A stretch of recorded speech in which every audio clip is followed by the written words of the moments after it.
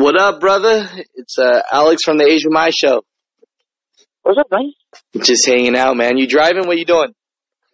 I'm getting ready to drive. Just got to do with the pre-trip. Oh, yeah, you got to do the pre-trip, huh? Man, I just wanted to call you, seeing when would be a good time to just, bullshit and maybe talk a little bit about your story a little bit, so the people can get some inspiration from that. And I'm sure a lot of people might be going through the same thing you might be going through, you know what I mean? Yeah, heck yeah. No, whenever's convenient for you. I know I'm going home Sunday, so I'll be home Sunday, Monday. So I'll be back on the road on Tuesday. So, shoot, dude. So how long has it been since you've been home? Oh, now I'm on regional, so I'm home every 6 days now. I'm lucky. Oh, home every 6 days? Man, so how long have you been trucking anyways, man? 5 years on the 25th of this month. Hey, congratulations, brother. Man, so did you need me to call you back later at a time, or can you BS while you're doing things? Oh, I'm already done with the pre-trip. I'm just warming up now. I still got, I got to log at least 10 minutes on my ELD for the pre-trip. Yeah. We all know how that works. So since we're talking about the pre-trip, what do you think is the biggest part of the pre-trip, so that people out there kind of can know? You know what I mean? Sometimes I feel like when you wake up in the morning, half the truckers don't even do pre-trips. They kind of just say that they do them, right? Oh no, that's the most annoying thing, because you'll see them. They'll wake up, they'll walk around to a trash can, but they won't check their tires, they won't check the fluids, they won't check their lights. And then about, 200, $300 miles down the road, then all of a sudden they're on the side of the road with the triangle set out. Yeah. That's funny that you say that, because I've noticed that. I've seen guys walk 10 times to the trash can, so that's good. They're not littering, but they won't look at their tires or lights even once, huh? Yeah, that's the most important thing, too, especially now because I'm in Wyoming, and it's cold as heck. So, yes, that radiator fluid would be a good thing to check, because that's what keeps the truck warm. Hey, I hear that, brother. So, so basically, man, for people that don't know, I'm on the phone right now with trucking with the Duck. Where did you get that name from, brother? Believe it or not, the trick. When I first started my career, I was with Western Express, and I was a van driver. And I was the only guy from New Mexico in the van division. And so Todd Davis told me, you got the choice in shirt from New Mexico of the rubber duck or Pigpen from the movie. It came from the movie. And so I didn't want Pigpen, because that guy was kind of a jerk, and that's not who I am. And I was like, well, I'll pick the duck, but I don't want the rubber duck, because then they'll say I'm following the movie. So the duck is stuck ever since. Really? That's funny, man. So maybe you can tell people a little bit about your story. Like, before you were a truck driver, what were you doing? Heck, was it? Graduated high school in 1997, and I entered law enforcement directly after that. Started off as a detention officer in 1998. Man, I'm old. And, I worked up through the ranks, went to the Corrections Academy in New Mexico, went to the Law Enforcement Academy in New Mexico, and then I finished off as a captain after 20 years of being an officer. And took about a year off. I tried using my degree, because I have an associate's degree, and became a teacher, a teaching assistant with special needs children, but the experience was cool, but the pay in politics wasn't. And so after I retired, I got bored. And so my wife told me, she was like, well, you always wanted to try truck driving, so give it a shot. Wait up, so you look like you're like 30 years old, brother.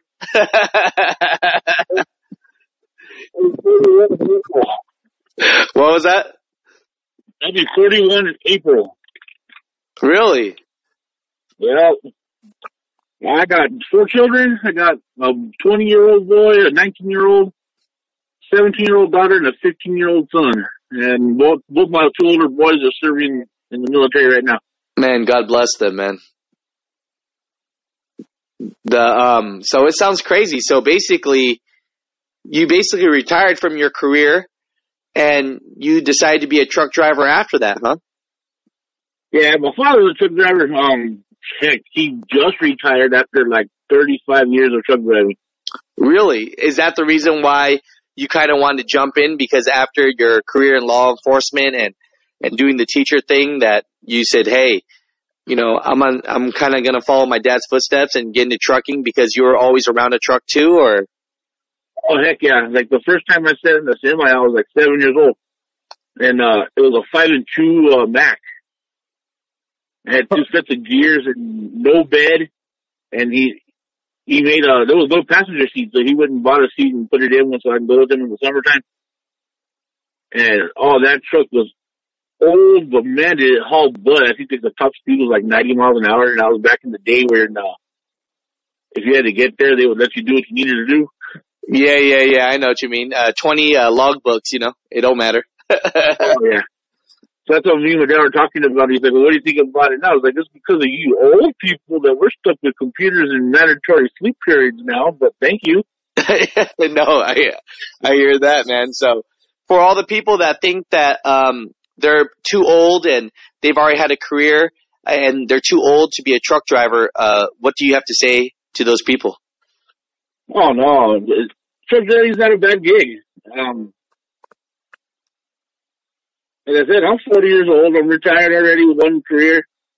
But it's not a bad gig. You get to see the countryside. When I first started this career, I was 48 states. Now I've earned my way to a regional route. But I still get to see cool places. I'm in Wyoming right now, and the sun's coming up with some clouds behind it. It's real beautiful. So do you think it's definitely possible, regardless what age you are, to be a truck driver? Oh, no. The oldest truck driver I ever met was a gentleman in Barstow, California, 75 years old. He was getting ready to retire. Really? And, yeah, he was, I've been driving since I was 21, which means he was driving those old school GMC semis back in the day. Jimmy. Oh, yeah. So definitely. So for all you mother truckers out there that think you're in your 40s, 50s, 60s, and you can't be a truck driver, well, there you go. There's definitely people doing it after a first career and definitely people doing it in their 70s. So, there's no excuses. You know what I'm saying? And, definitely. And so let's go back a little bit. So now that you've done your law enforcement, you've done your 20 years, you've raised your kids, and you said, hey, I'm going to follow my dad's footsteps and be a truck driver. Where did you go to school for trucking? Believe it or not, I started my schooling at Swift Transportation. Really? So can we talk a little bit about that? Because, that's a big school that a lot of people hear good things about and bad things about. How did you find them, and what school did you go to? What location, and let people know. Yeah, I went to the Phoenix, Arizona, the trucking academy. That's what they call it over there. And the good and pros of it, the training academy is one of the best that I've ever seen. Like me, I'm not a negative type person. I'm not going to dog Swift Transportation or what's going on. That's not me. But it has to go with training, I believe. Like I said, the 3 weeks that I was at that truck driving school, they were in detail about the pre-trip, about straight line backing, about offset, about parallel, about shifting, about driving. So, in my opinion, the ultimate thing is, it's not the academy, not CDL school. It's who you get as a mentor. Mm. And so I tell people now, and I put it on comments on everybody's pages, on my own page, everything, that you need to ask questions, lots of questions. And if that trainer wants to use another set of logs, then you need to request a new trainer right then and there. Because my opinion is the Swift company, it's not the driver, it's the person that trained that person before they got on their own. Mm. And that's why negative rap. Because that's what happened with me. I requested 2 different trainers. I wasn't learning a darn thing. And after the failed second attempt, I said, I gotta go. And that's when I went with Western Express. And Western Express is a good company too, but the pay wasn't that great, but it's a good stepping stone to get the experience you need to go to a better company. So let's back up a little bit. So when you said you were at Swift with the trainer, after the first trainer didn't work out, what didn't make the first trainer work out at Swift? Oh, he told me flat out that, okay, you're going to drive. That's it. You're going to drive A to B. I'm going to do the backings. I'm going to do the paperwork. And by the time we get there, I'll show you one or two backings to make you pass. That's it. And that's not what I needed to learn, because ultimately, at the end of the day, you still got to back into a spot at a truck stop. You still got to back into a spot at a shipping and receiving. And that's why you see a lot of these trucks with damage, because they're not being taught. And so when we got to the Denver terminal with Swift, I got off the truck. I took everything out of the truck. I told the people, I need a new trainer. This guy ain't teaching me nothing. And they gave me another one. And it was the same thing. He started teaching me, but then about 2 weeks into it, out of the final 4 weeks, then it was, okay, you're driving, all back. You're driving, all back. I'll do paperwork. Don't worry about that. So it was like back to that same routine. So I think ultimately it's the trainers, the mentors, that are the problem for that company. So definitely anyone out there, it doesn't matter if you're with Swift or it doesn't matter if you're with any mega carrier. If you jump with a mentor and you find the mentor only letting you drive and not letting you do any of the backing, then that's definitely a red flag, right? Oh, definitely, because backing is the bread and butter of our industry, because how are you going to get the stuff off the trailer? You know what I mean? I agree. So by the second time that Swift didn't work out, now if we back up a little bit more, you're from New Mexico. Did they pay to put you in a hotel or anything like that to go to the Swift Academy for the 3 weeks, or is that something that you had to pay for yourself? Actually, they put me in a motel. I was there all 3 weeks of the truck driving school. The only thing is you're responsible for your own food. You're responsible for your hygiene and all that stuff, but they will give you a room. Unfortunately, you got to share with people. Really? You got to share? Yeah. If it's so there's 2 beds, you got to share with a stranger. Oh, yeah, there's 4 beds total, actually, because with Swift, they'll fill up a room, one room with 4 people. They'll put bunk beds. They have like a contract with a certain motel, and they'll make it kind of like barracks, military barracks, if you think about it. But after time goes by, people start dropping off, and then all of a sudden I ended up with a room by myself the second and third week. Really? So what hotel was it that they put you in? Because I know Phoenix is the headquarters of Swift, you know? Yeah. Oh, I forgot what it's called. It's off of Interstate 10. Was it a 1-star, 2-star, 3-star hotel? What are we looking at? It's about a 2-star. The breakfast is free, but it's only a donut and coffee, so it's not that great. Yeah, I hear you. So for people out there so people out there that are thinking about going with Swift, they're going to basically cram you in a room with 4 other people, and as people drop off like flies, you end up with your own room. Yeah. And no, it's a learning experience. Like, and tomorrow for me, the performance of a truck driver is all on how he learned it in the beginning. And so, like I said, when I got with Western Express, the pay was not the best in the world, but man, did I learn a grip.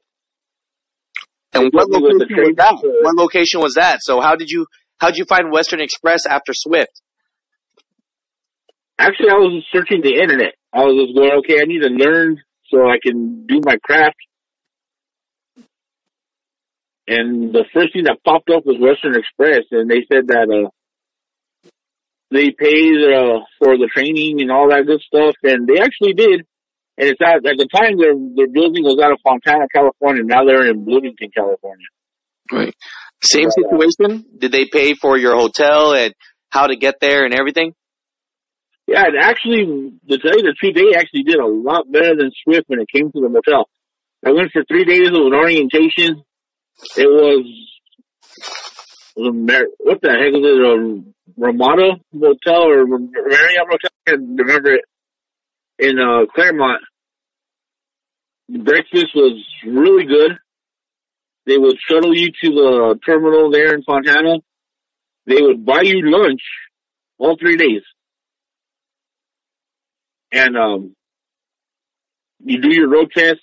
The thing with the Western Express, their entire fleet's automatic. So if you have problems with shifting, that actually kind of takes that edge away a little bit. And you can actually relax and concentrate on driving that road and doing that backing, that test, and without the stress of shifting and grinding and maybe thinking that you're failing when everybody grinds. I still grind after 5 years.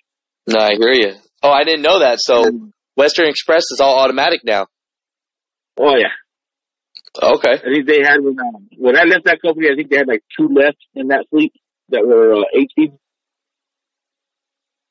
And then how many trainers did you have at Western Express? I had 1. Actually, no, I'm gonna lie about that. I had 2. The first one was Paul Davis, and he was an excellent trainer, but he got sick. And he didn't want to leave the truck. I'm the one that actually went to the terminal manager and said, this gentleman's going to die if he doesn't go to the doctors. Because he was ready to keep all a load in Fontana, hook up to another one, and bounce out. And he had a vast full of knowledge. He's the one that gave me my CV handle. And sure enough, he was dehydrated. He was going through a stomach issue. And he was hurting. He was in bad shape. And so when we got to the yard, I told the terminal manager he's going to die if he doesn't get seen of what's going on. So they overrode him. His wife picked him up. And I saw them about 2 days later. The wife gives me a big hug. He ended up having stomach cancer. Oh, no. So we saved him. That was a good thing. So the only reason you had a different trainer was because the first trainer was good, but he was going to die. That poor dude, he was trying to show me stuff, and he was in a ball. He was hurting. You could tell he was in clear distress. It's like, oh, we got back to Montana. We got to do something. He's like, no, I got this. Like, no, you don't. You're going to die. And so they gave me another one, and his name was Pete Singala. He used to be a trainer. Now he's just soloed out, but he was good as well. That dude knew his stuff. And he was a former Marine truck driver. And he taught me all kinds of stuff, man. I was like, I think that's where I really stuck in my head about driving, weather conditions, pre-planning, looking at the map in case your GPS fails. He taught me everything like within a month. And I drove. He didn't drive a single thing. I did all the driving. I did all the backings. I did all the fuel stops. I did all the pre-trips, post-trips. And he would walk it with me. That's awesome. And so he was a dang good trainer. And so I give a lot of my credit to him. So that's definitely, so for people out there, if you're with a trainer and you find yourself doing all the work and you're getting frustrated because you're doing all the driving and all the backing up, that's a good thing, right? For me, it was, because I wanted to learn. A lot of people are going to say, well, what are you doing? What are you doing? I was like, for me, as a person that I used to train people in law enforcement, they got to experience it first, and then afterwards go back, reevaluate, and tell them, okay, this is what you did right, this is what you did wrong, this is what we need to do to correct it. And so when he did that for me, that was like, all right, I'm being baptized under fire, and then he would put me aside, okay, you did good here, but you need to improve here. You're checking your mirrors as you're driving, but not so much on the right, so now you need to practice more on the right. I'm going to be watching you. And it's like constructive criticism, so I was glad he did that to me. No, that's awesome. So fast forward, how long did you stay at Western Express for? And what was the pay like as a new truck driver, per week? They started me off at, 30 cents a mile. And I was taking home like maybe 500-600 a week. How many miles? I was there for my mileage. I was doing at least 3,000 a week. Okay. And me for there, I was there 2014. I was there for about a year, I think, give or take, out of my career of truck driving. And so I use it as a stepping stone. And then a buddy of mine told me about Mesilla Valley Transportation, who I'm with now. And this company, in my opinion, is kick butt. I have nothing negative to say about the company I'm working for now. Can you spell that company out? Because just, when we're talking, people maybe won't be able to get it. Oh, yeah, it's Mesilla Valley, Mesill. Oh, I can't even spell my own company's name. Hold on a quick. Mesilla Valley Transportation. They're out of El Paso, Texas. Okay. And I'll put the description below as well. And then, it sounds like, and that's the company that, so after your first year with Western Express, you've been working basically for about 4 years with this, Valley Express, company in El Paso? Yeah. So tell me a little bit about this, because it sounds like, you're pretty happy with the company. I am. When I resigned from Western, it wasn't because of the road or the pay or anything like that. It was because I had a conflict with a driver manager who was a jerk. And I called Mesilla Valley because one of the trucks passed me. And then it has that big old logo in the back of the trailer like all of them do, looking for drivers. And so I called it and I talked to an Edgar Moran, a recruiter there. And he spelled it out like, okay, this is what you're going to do. This is what you're not going to do. This is what we're going to pay you. And he's like, if you're interested, we'll fly you out or we'll bus you out. It depends where you come from. So I spent, 3 days in El Paso at the Super 8, which was a cool motel. They had a swimming pool, a weight gym, breakfast in the morning, and then they supplied you with lunch during all 3 days of orientation. But they treat you like an atmosphere, like a family atmosphere. I kid you not, my second day of orientation, I had an uncle that passed away. They put everything on hold, paid for my bus ticket to send me back to New Mexico, and then got me another bus ticket to come back and finish my orientation and go to work. Wow. So even before you were fully committed, they're already showing you that they care about you. Yeah. Heck yeah. That's crazy. And, it's like a family oriented, company. You'll hear your pros and cons from everybody, but like, in my opinion, you can't please everybody. You know what I mean? Of course. And, but the time I've been here, the situations that I've been through in my personal life, needing time off, like with other companies, if you needed time off, you had to battle to get it. I have never, ever, ever, in the 4 years that I've been here, been told no. Wow. That's amazing. That's amazing. So this company, Valley, Transportation in El Paso, they, are they always hiring or what? Oh yeah, they're definitely, right now they just raised, the starting pay for everybody. Like everybody starts at 45 cents a mile now. What happens if you're a driver?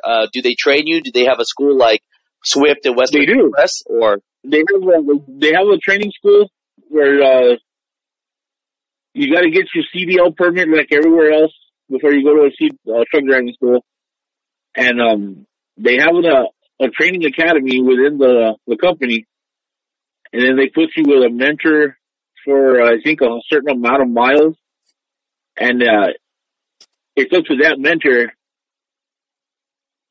on your progression if you're ready to go final test out or not. And they're in full detail. You see the students out there in the main terminal, they're practicing actual backing. Instead of doing just your straight line, your offset, your parallel, they're actually taking them to the yard, putting them in a truck with instructors, and you're practicing your backing into the slot or into a dock, things like that. They're actually showing them. Wow. No, that's amazing. And then what's so 45 cents coming out. So what's the pay looking like for a new person coming out straight off the gate? Per week, you think? When they raised me to 45 cents a mile last year, my first check was $1,300 after taxes. Really? And that was a trip. And then they pay you by the mile, like every other place will. But yeah, heck, for a brand new truck driver to get 45 cents a mile, it took me 5 years to get there. So that's easy.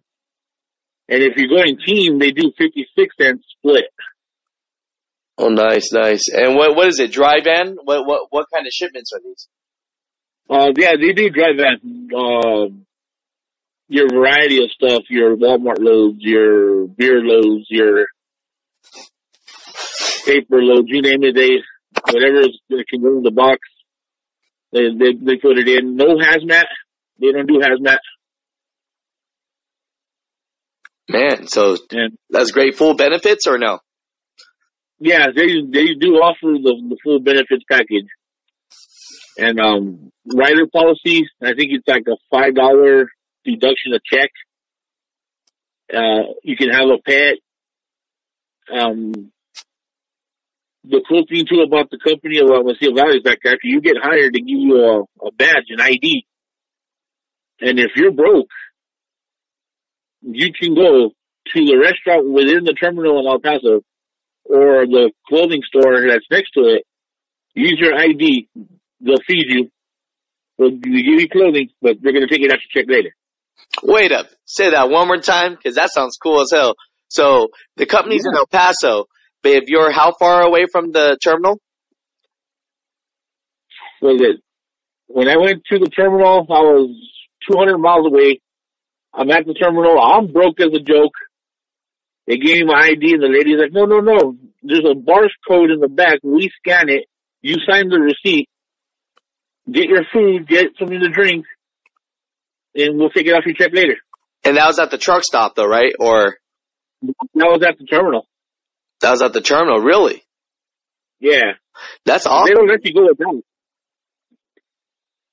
And with the company, too, for advances, they give you a $25 a day advance. So if you need it, it's there. For just that, any reason. So I don't want to get too much in your personal, but you said that you were broke. Was that like a personal reason that you're broke, where you just out of nowhere had to take out a lot of money to pay for something else? No, the thing that I do is I let my wife handle the finances. And so at the time we still had 2 kids in the house. And so I left going to truck driving because, like I said, the retirement was cool, but the check wasn't covering it. So I left her with the finances, the money to take care of the house, take care of the kids. And I decided, okay, I'm going to go. She needs the money more than I do. Right. And so that was like my own decision. Like we had it, but I'd rather she used it for the kids and the family. So when you say broke, you just meant that you're budgeting. Yeah, big time budgeting. No, I hear you, brother. So, no, cool, man. So, when I put this out there for people to see it, maybe you could make a comment and actually put the information down where people can get the information that they need to maybe apply for your company. Because, what is it here? And then when I upload it on YouTube, you could just put on the comment and I'll pin it. And basically that'd be cool because basically, like you said it yourself, you had to work 4 years to get to this level. And now because of the environment and because of the trucker shortage or whatever, they bumped up the pay. And so now people are getting your benefit the first year off the bat, right? Oh, yeah. So my opinion, it's not a bad thing because if it'll attract people, why not? Maybe we can get some people that will stay. Maybe people will enter the trucking industry that want to do it for a career. Like I know, like right now, there's lots of people that are under 21 that want to drive. So I'm actually for that age lowering. Right. To 18. And it goes all back to training again. Like, people are like, well, no, he's 18. What do they know? She's 18. What do they know? But it goes back to training. All that goes back to your career, how you perform as a truck driver, how you are as a student. It goes back to that one individual that's supposed to be teaching you your craft. Well, I believe in what you're saying, because if a young man or a young woman can go to war and hold a gun and fight for our country, then I think they could jump in and get their CDL. That's it. I agree 110% on that. You know what I mean? Because how can you say that a man or someone that's 18 years old is, we could give them a gun and go to a different country and fight our wars, but we can't give them work? We can't let them work. We can't let them do anything. And then when they come back at 20, 21 years old, they got issues that the government's like, whatever. So I agree with it. I said, let them work if they want. Because there's lots of people that are confused. I was. I think I took, 3 months to think about what I wanted to do after I graduated high school. I didn't want to go to college. That's for sure. I hated high school. I definitely didn't want to go to college. No, I hear you, man. So overall, it sounded like, I think this talk was very meaningful, because a lot of people, they think picking the right company, picking the right job in the beginning is the most important. And it sounds like, from our conversation, having the right trainer to give you that foundation is the most important. For me, that's it. Because ultimately, if you get trained correctly and then you decide later in life, okay, I'm going to go owner operators, it's because of that trainer, that skills you have, that's going to make you successful in your own business. I hear you, brother. So at the end of this, what would you say is the biggest advice to finding, to knowing if you have a good trainer or not? And, are there some things that are, I guess, for you said that if the trainer let you do more, that was a good trainer. But do you think some people kind of need their hand held a little bit more? Or are there different kind of trainers for different people? I mean, what are your thoughts about this? I guess the mentality of the person that's being trained. Me, I had to get into that mind frame. I'm not a cop anymore. I'm a truck driver.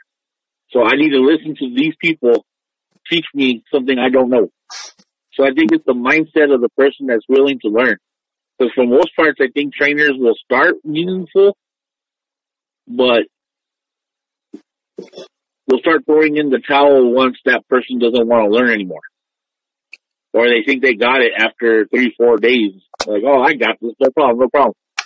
I'm 5 years into this on the 25th, and I'm still learning. I'm afraid of driving the wind. And, yeah, I still consider myself a rookie, even after the amount of time I've been behind the wheel. It's so interesting that you brought that up, because after, 20 years of law enforcement and being a captain, and it's like, you're so used to your whole career of telling people what to do. It's humbling that you're able to go back and listen to somebody tell you what you need to do. You know what I mean? Oh yeah, definitely. Especially in something I don't know. Like I say it in my videos all the time, you're driving a vehicle that's up to 80,000 pounds at a given moment. One wrong decision, we're dead. Somebody else is dead. Or if we kill somebody and survive, are you ready for that jail time? Because it is manslaughter. Man, I agree, man. So, at the end of this interview, is there anything that you'd like to leave everybody with? Do your homework. Be picky. When you want to go into truck driving and pick the place that you want to go to, the school that you want to go to, ultimately it's what's going to work for you. So be very picky about it. People are like, oh, why even bother? Why not? That's what you're going to be doing as a career. Why not make it something that meaningful that you want to do this. Like, I love this. I love doing it. I hate being away from my family, but I love driving. So be picky. Be picky on the company you want to go to. Be picky on the school you want to go to. On the trainers, start asking questions. You're not getting the training and answers that you want. Get somebody that will show you.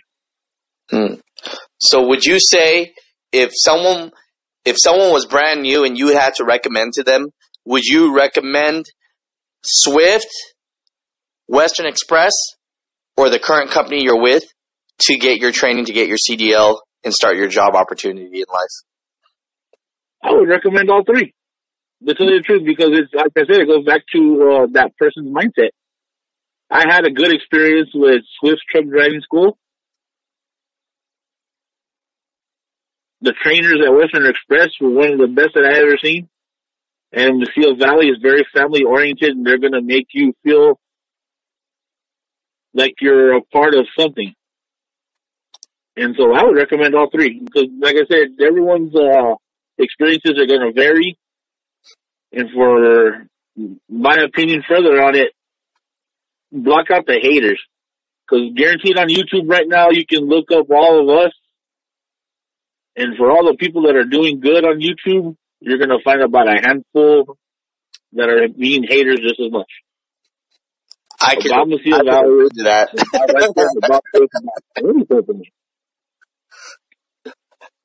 No, I hear you, brother.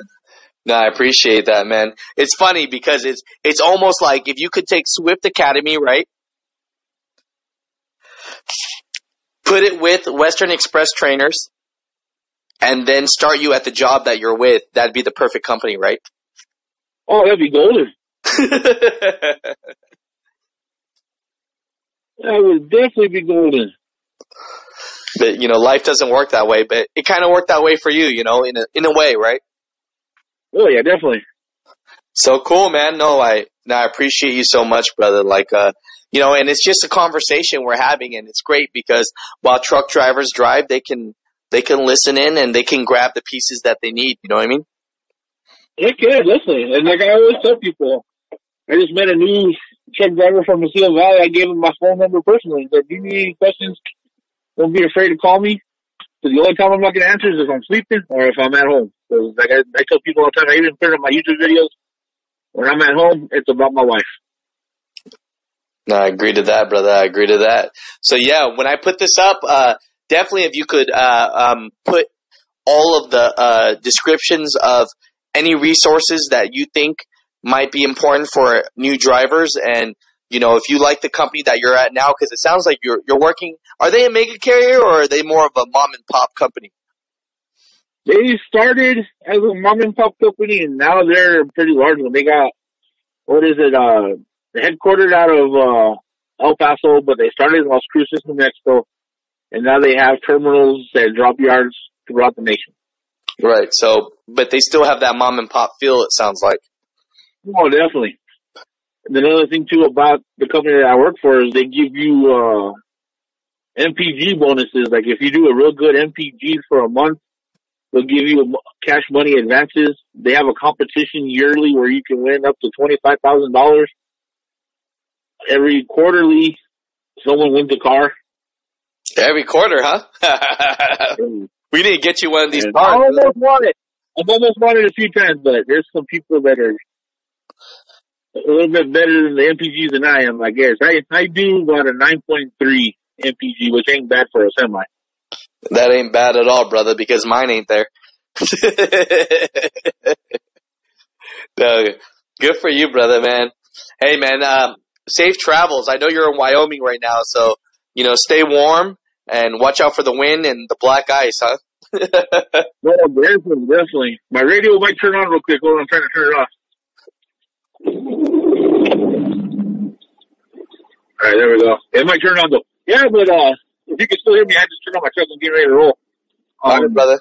I appreciate you for, your time and definitely for your experience. And I think this conversation that we're having is going to help someone out there. And, they're going to be focused to know that having a good trainer is really important. And if your trainer's not helping you, then teaching you how to back up and not letting you do anything, that you need to get yourself another trainer right away, or another company that will make you a better trainer. Oh, definitely. And ultimately, at the end of the day, like I said, we drive a very large vehicle. We're governed under a different set of rules.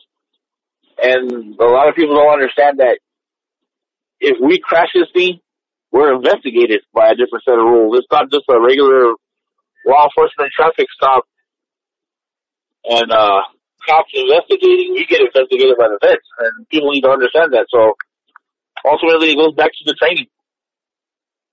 And the more training you do, like I said, I'm 5 years in this, and I'm still a rookie. I consider myself.